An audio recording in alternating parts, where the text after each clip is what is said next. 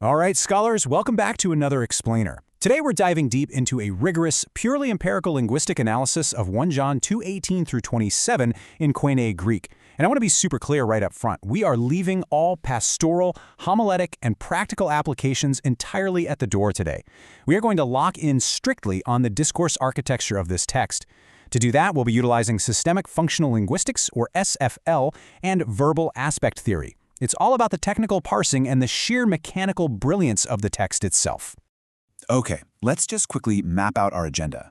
We are building this analysis from the ground up, starting with Campbell's spatial aspect model, then moving into textual architecture and markedness, mapping out the SFL metafunctions, analyzing aspectual peaks and grounding, and finally we'll wrap up by outlining the cohesive infrastructure.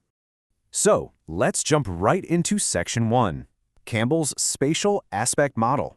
Now, for generations, students of Koine Greek were basically conditioned to view tense forms through this incredibly rigid, time-based lens, past, present, or future. But here's the thing. Koine Greek actually prioritizes morphological shape over temporal reference. So we absolutely must abandon those outdated temporal definitions, like the classic past action with present results paradigm. Instead, we're adopting Constantine Campbell's spatial aspect model.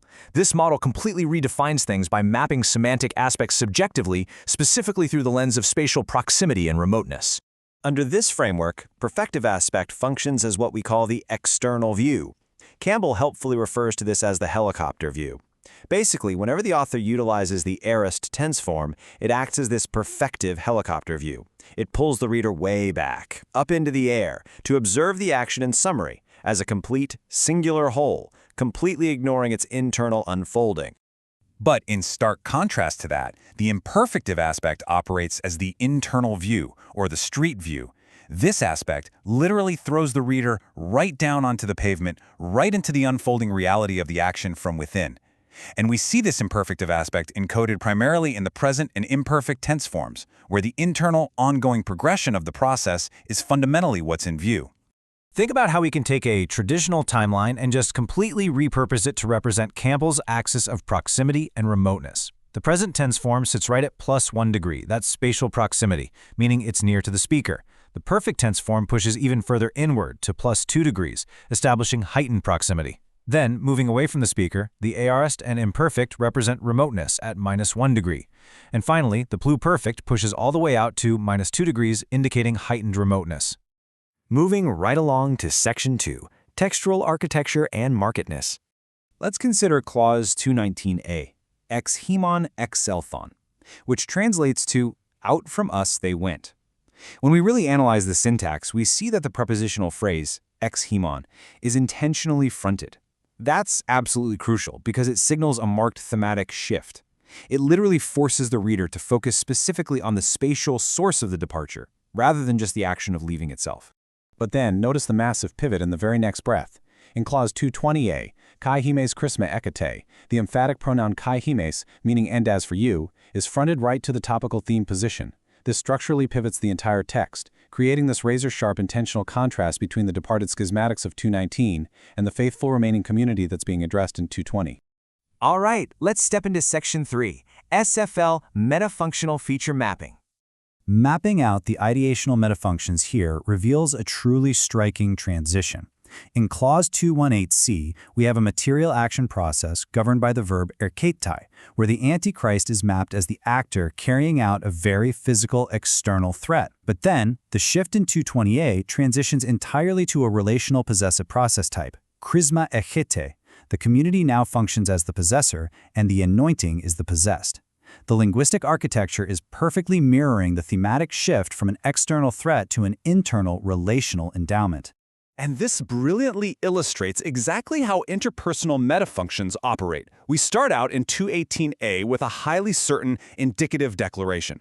Then in 219d, that indicative mood gets leveraged for a high-modality hypothetical counterfactual assertion. And by the time we finally hit 224b, the discourse has escalated all the way to a direct imperative command. The syntax itself is quite literally dictating the escalating rhetorical force of the argument. Okay, Section 4, Aspectual Peaks and Discourse Grounding. Take a close look at Clause 218d and the perfect tense form giganasen. Functionally speaking, this acts as a massive aspectual peak. It encodes imperfective aspect with heightened proximity. John is deploying what we call a spatial zoom. It's like he's stepping right up to the parade with a magnifying glass. By using the perfect tense form here, the historical emergence of these antichrists is brought directly into the immediate pressing foreground of the audience's perception. It drastically heightens the urgency of the clause.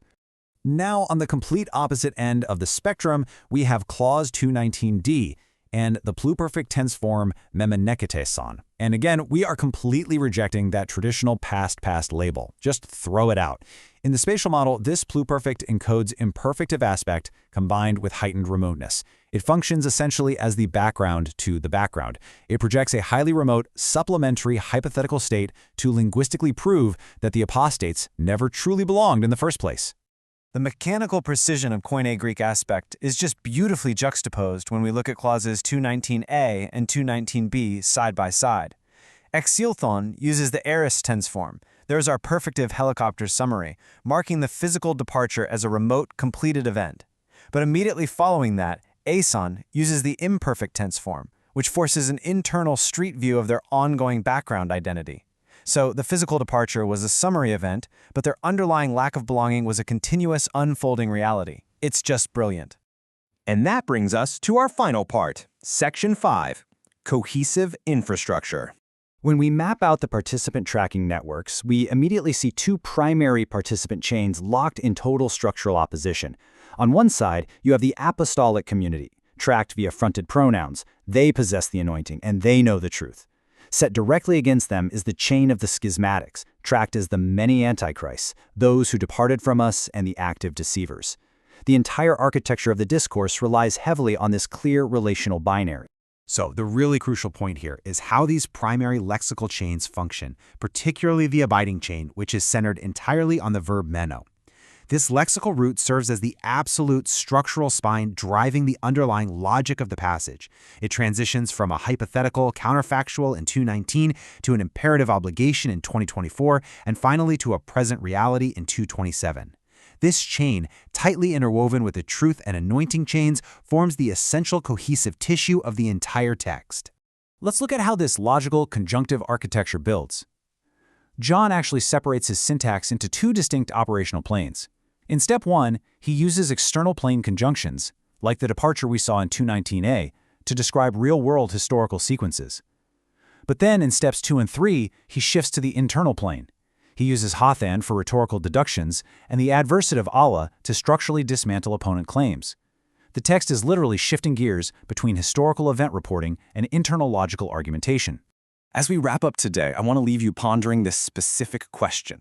How does mapping systemic functional linguistics and spatial aspect permanently redefine our empirical understanding of early Christian polemical discourse?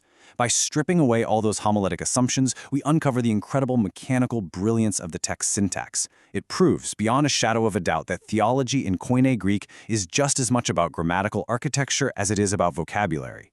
Thank you so much for joining me for this purely linguistic explainer, and I can't wait to dive back into the syntax with you all again next time.